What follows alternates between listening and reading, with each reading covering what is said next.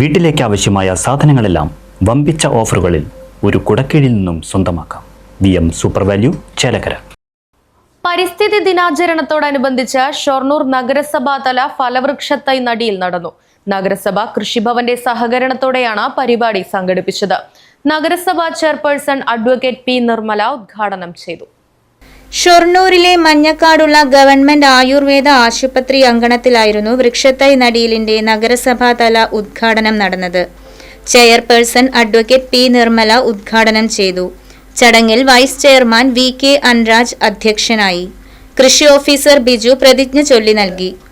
മറ്റ് ജനപ്രതിനിധികളായ സൗമ്യ, സിന്ധു, സന്ധ്യ, VK ശ്രീകൃഷ്ണൻ, മുഹമ്മദ് ആഷിഖ്, പ്രസന്ന, ലത തുടങ്ങിയവർ സന്നിഹിതരായിരുന്നു.